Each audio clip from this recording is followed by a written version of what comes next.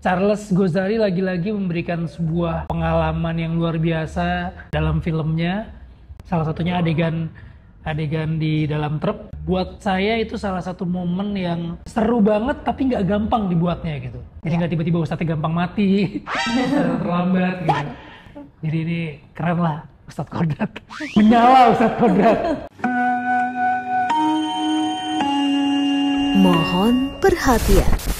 Eits, sebelum nonton, subscribe dan nyalain loncengnya. Biar makin asik. Selamat nonton. Halo Sobat XX1, saya Vino G. Bastian. Saya Aca Septriasa. Kami dari film Kodrat 2 mau menjawab pertanyaan-pertanyaan dari Cinema XX1. Pertama kali baca skenario, sebetulnya nggak sabar banget sih ketika film ini memang mau dilanjutkan kedua. Terus nggak sabar banget mau baca skenarionya dan begitu terima pertama kali, excited banget karena bisa dibilang pertama begitu baca, wah gila ini lebih berat lagi dari yang pertama. Secara production juga ini pasti akan lebih sulit lagi gitu. Terus tantangan yang dihadapi Ustadz Kodrat dari skenarionya aja tuh udah ribet dan pasti bakalan sulit banget gitu. Tapi justru tantangan-tantangan itu bikin bukan cuma gue deh, teman-teman semua pasti semangat banget untuk ngerjain film ini karena pasti ini akan menjadi sesuatu yang lebih besar lagi, akan lebih menegangkan lagi secara horor dan pasti secara sisi actionnya pasti akan lebih seru lagi. Karakter yang baru di Kodrat 2 ini hadirlah sosok Aziza, seorang istri dari Kodrat. Dan Ustadz Kodrat sendiri di Kodrat pertama sudah memegang foto seorang wanita yaitu Aziza yang belum diperkenalkan di Kodrat. Jadi perasaannya dan cerita karakternya seperti apa, waktu ditawarin peran Aziza ini aku lagi masih ada di Australia tempat tinggal aku dan aku ngerasanya kesempatan ini datang ke aku for a reason karena memang banyak hal yang bisa dipelajarin oleh diriku sendiri untuk karakter Azizah ini, mengenai kesabaran, mengenai menjadi istri yang penuh dengan kesetiaan dan penantian yang luar biasa tanpa hentinya untuk seorang Kodrat dan seorang istri yang selalu mendukung keluarganya. Kalau untuk karakter Azizah sendiri, buat aku di sini dia banyak sekali tantangan dalam hal Azizah sebagai perempuan yang dia belum tahu harus mengadu ke siapa, belum ketemu sama suaminya, tidak tahu kemana dia akan melangkah, tapi dia selalu punya keyakinan untuk tidak hilang gitu loh imannya terhadap Allah, terhadap Tuhan. Nice. Di balik layar proses aku bergabung di film Kodrat ini, waktu itu aku dapat telepon dari sutradara film Kodrat, Charles Gozali, untuk membaca sinopsis Kodrat yang pertama. Namun aku memutuskan untuk langsung menonton kembali filmnya dengan streaming di Sydney waktu itu. Dan ya karena memang aku menantikan kesempatan untuk bermain sebagai karakter di film superhero yang menurut aku Kodrat itu memang adalah salah satu superhero yang sangat dinantikan oleh film Indonesia, penonton film Indonesia. Aku langsung mengiyakan karena memang ini adalah kesempatan yang sangat langka dan sangat banyak pasti yang bisa dipelajari dan didukung sama teman-teman sineas yang pastinya panutan di Indonesia. Seru banget ketemu lagi di project film Kodrat. Kalau kita baca skenarionya memang yang Kodrat kedua ini plotnya memang tentang pencarian Kodrat mencari istrinya yaitu Aziza. Jadi selama kita reading, selama kita workshop, banyak banget tukar pikiran dengan Charles Gozali juga, dan bisa dibilang momen part drama di film Kodrat 2 ini bisa dibilang lebih deep dibanding yang pertama gitu. Karena memang fokusnya kisah seorang suami dan istri yang terpisah, yang mungkin menganggap bahwa istrinya atau suaminya itu udah mati dan akhirnya tiba-tiba dipertemukan. Buat kita itu satu momen yang luar biasa banget sih. Yeah. Dramanya seru, ketegangannya juga udah pasti, dan tantangan-tantangan yang dihadapi dua suami istri ini di film ini tuh juga nggak main-main gitu. Iya. Buat aku juga pribadi ketika Kodrat ini dibuat dan juga dengan banyak dukungan teman-teman sineas, kru yang pastinya pernah bekerja sama kita sebelumnya juga, dan mereka adalah sineas-sineas yang sangat kita kagumi pekerjaannya. Setiap aku masuk ke dalam set tuh pasti ada sesuatu yang berbeda gitu, dari setnya, dari lightingnya, the way kamera itu mengambil angle dan lain sebagainya. Itu benar-benar ngebuat kita sebagai pemain jadi nyaman, dan juga banyak muncul inspirasi baru ketika melakukan adegan gitu. Aku dan Vino merasa seneng banget karena di bagian part 2 Kodrat ini memang kesan superhero-nya tuh lebih ada femininity banget gitu, kayak ada penyelamatan terhadap sosok istrinya, dan ini merupakan drama yang kuat buat film Kodrat 2. Basically, Kodrat ini memang adalah sebuah film horor sih. Sebuah film horor yang memberikan banyak sentuhan, mulai dari penceritaan dramanya yang kuat, dari penampakan sosok yang diberikan oleh Charles Ghazali seperti di film pertama yang berbeda gitu. Terutama ada sentuhan horor, sentuhan action yang bisa dibilang cukup baru gitu di film Indonesia belakangan ini. Menggabungkan horor dan action itu sesuatu yang mungkin udah lama nggak terpikirkan gitu. Walaupun padahal sebenarnya secara klasik film-film Indonesia dulu banyak yang seperti itu, tapi kita rasanya kayak kangen banget gitu. Dan ketika nonton Kodrat pertama, rasanya wah ini membangkitkan memori, membangkitkan sinema klasik dengan sentuhan modern yang luar biasa. Nah, karena memang seorang Charles Ghazali itu bisa dibilang expert di bidang action, pasti dia akan memberikan sentuhan action yang lebih kental di Kodrat kedua. Tapi kalau misalnya gue lihat yang di Kodrat kedua ini, Charles nggak pengen mengulangi treatment actionnya seperti yang pertama di Kodrat pertama. Jadi ada elemen-elemen surprise yang mungkin nanti kalau teman-teman nonton, oh ternyata Charles membuat actionnya beda nih dari yang pertama gitu. Seperti apa bedanya nanti harus ditonton gitu. Terus banyak sekali kalau gue bilang apa ya, ya bisa kita bilang money shot atau kita bilang golden scene yang jauh lebih banyak di film Kodrat kedua ini dibanding yang pertama. Buat gue itu jadi satu hal yang harus ditunggu banget sih sama teman-teman yang udah menyaksikan Kodrat pertama ataupun yang belum menyaksikan Kodrat, karena buat gue kalaupun belum nonton film Kodrat pertama, film Kodrat kedua ini juga sangat bisa banget untuk disaksikan. Yeah. Jadi ya nggak bisa diceritain sekarang nih, nggak bisa diceritain sekarang. Pokoknya harus nonton karena seseru itu, semenarik itu dan semenegangkan itu yang Kodrat kedua ini. Pastinya kan semua teman-teman belum pada nonton nih ya, dan lagi pengen nonton banget nih karena baru ngeliat trailer dan teasernya. Aku nggak bisa bocorin banyak, tapi menurut aku memang permainan drama psikologis yang dibangun oleh karakter yang diciptakan oleh penulis ini benar-benar digambarkan dengan sangat jelas di skripnya. Walaupun yang aku tahu karakter Aziza ini gak boleh terlalu kelihatan dia sangat-sangat dominan dan sangat-sangat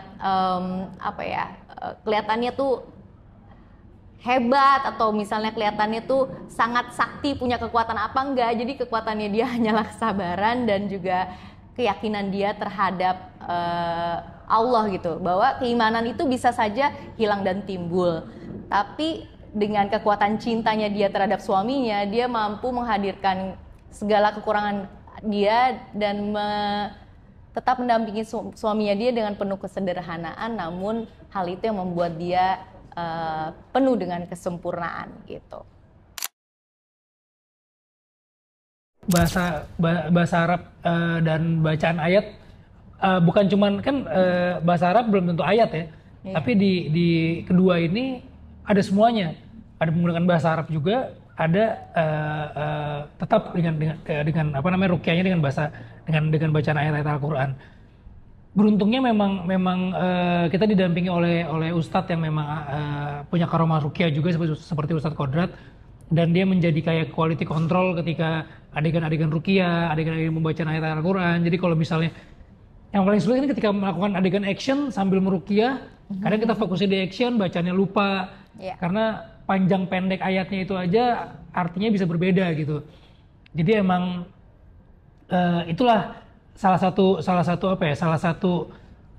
hal yang ditawarkan dari film Kodrat ini, ruqyah-ruqyahnya itu sangat seru. Dan buat teman-teman yang dari pesantren yang waktu itu nonton pun juga, wah ini bacaan ini ternyata dipakai untuk ruqyah ini. Dan itu kita keluarkan lagi, hafalannya juga makin banyak. Tapi percayalah, walaupun film ini dengan banyak sentuhan religinya, tapi film ini tetap bisa dinikmati oleh bukan cuma yang muslim, tapi teman-teman yang non muslim pun juga bisa menikmati keseruan Kodrat, bisa menonton film ini, menikmati ketegangannya, merasakan haru biru di part dramanya. Jadi bisa dibilang Kodrat ini jadi sesuatu yang komplit sih.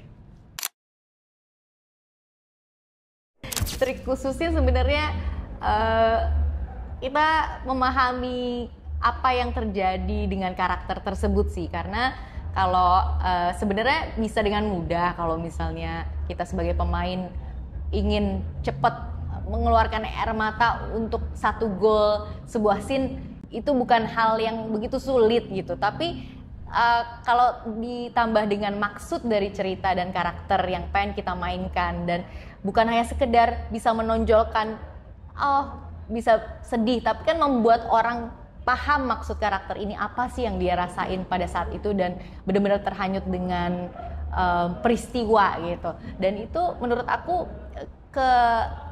keluasan para pemain yang selama ini kita pelajari berpuluh-puluh tahun ini adalah bagaimana bisa menghadirkan setiap take-nya itu adalah sebuah permainan yang baru gitu.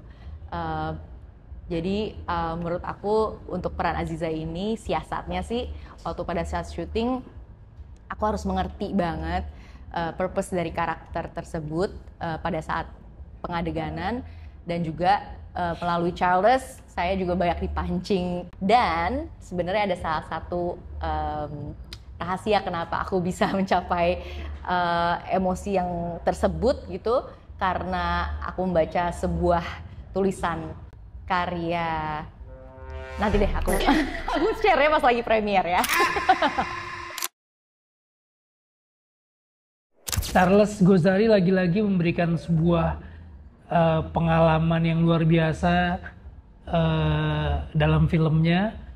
Adegan-adegan yang bisa dibilang nggak kepikiran gitu, ada di sebuah film horor, tapi dia memasukkan unsur itu menjadi bagian dari filmnya yang kalau kita nonton jadi luar biasa banget.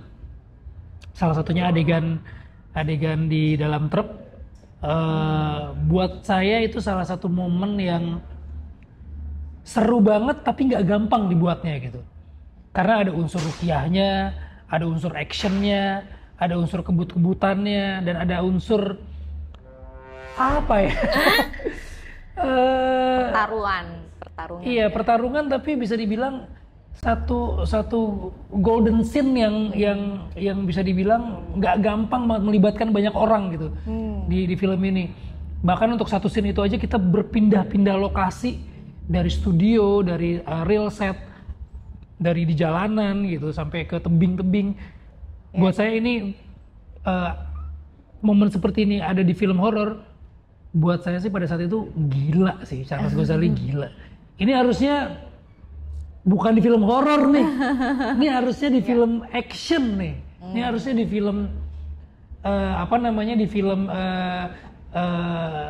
sesuatu yang hero, superhero dan lain sebagainya, tapi ada di film action. Buat gue ini gila sih. Unsur-unsur seperti itu buat saya menjadi yakin banget bahwa seorang ustadz memang harus diberikan tempat dan ruang yang bagus banget di sebuah film horor sih.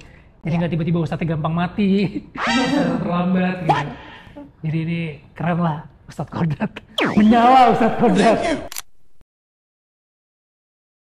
Scene yang paling memorable sebenarnya dengan banyak sekali teman-teman ya yang di suasana pabrik itu kan memang kita membutuhkan banyak ekstras, terus juga di pabrik itu banyak set dari Bang Frans Paat juga sebagai art directornya benar-benar ngeset dari nol, mereka create setnya.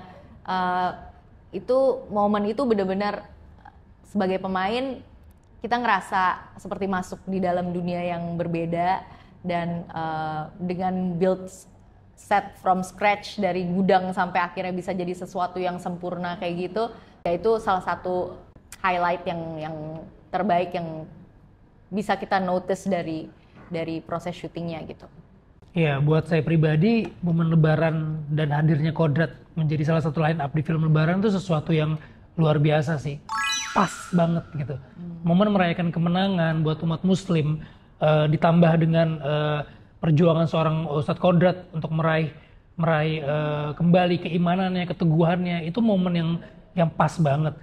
Jadi ketika kita membuat film ini dengan production design yang jauh lebih besar dari pertama, dengan keseruan, ketegangan, dan action yang lebih besar lagi, dihadirkan di saat momen kemenangan Lebaran, buat saya itu satu momen yang luar biasa banget sih.